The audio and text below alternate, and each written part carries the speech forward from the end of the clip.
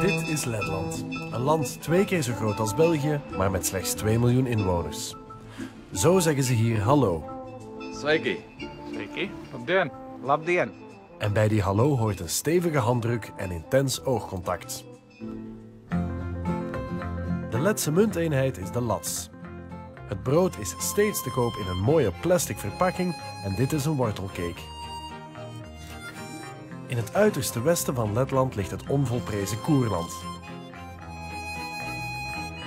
De manager van de toeristische dienst hier heet Artis Kustovskis. Labdien! Jūs esat ļoti laipni gaidīti Kurzemē, vienā no Latvijas pērlēm.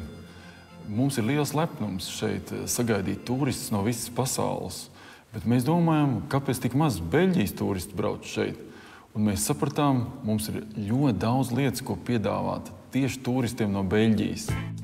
Zo heeft Koerland de breedste waterval van Europa, de Ventas Rumba. Ventas Rumba ir īpaši plata, bet ne īpaši augsta. Tik un tā tas ir Guinness rekordu grāmatā.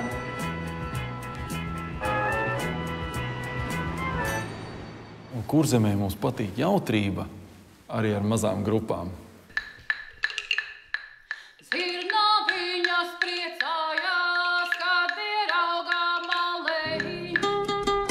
In Koerland kan je in de meest kleurrijke omgevingen slapen, zoals bij dit echtpaar. Šī ir zaļā istaba, šī ir dzeltenā istaba, šī ir zilā istaba. Mana mīļākā istaba ir rozā.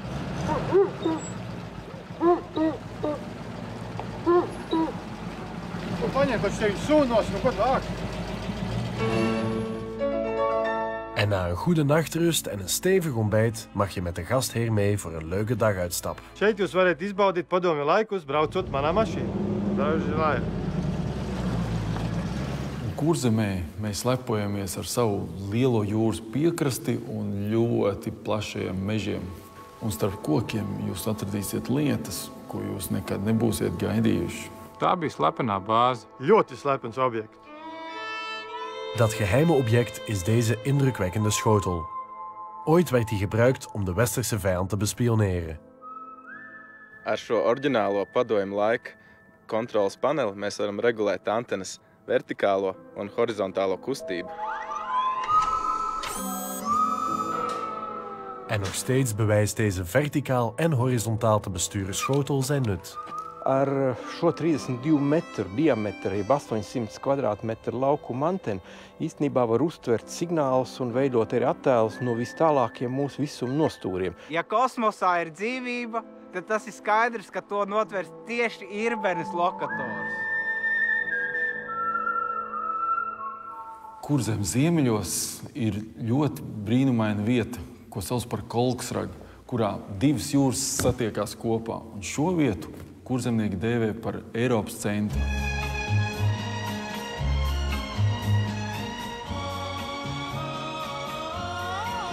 Bet dažreiz vētru laikā tā tiešām ir ļoti enerģiska un tad viļņi sitās gaisā līdz pat 7 metru augstumā. Inderdaad, Kaap Kolka is een unieke plek. Bovendien heb je er alle voorzieningen voor een ideaal verblijf. Een tankstation, een apotheek, een veilig pinautomaat, comfortabele openbare wc's en een ruime camping met sportfaciliteiten. En voor wie droomt van een bed met zicht op zee, is er nog dit. Šīs ir laimes mājas. Viss, kas jums vajadzīgs, ir laba kompānija un perfekts skats. Jūs guļat gultā en vērojat jūru. De Lijven, de oorspronkelijke bewoners van de Kaap, zijn bijna uitgestorven. Slechts een handvol houdt nog hardnekkig vast aan de traditionele kledij en de oorspronkelijke taal. Man mugurā ir līviešu tautas tērps, bet par to līvu valodā pastāstīs Mārīte. Jopäivä. Liva orand, atta gungaserk, gnashdit striplimi. De Lijven weten een goede maaltijd altijd wel te waarderen.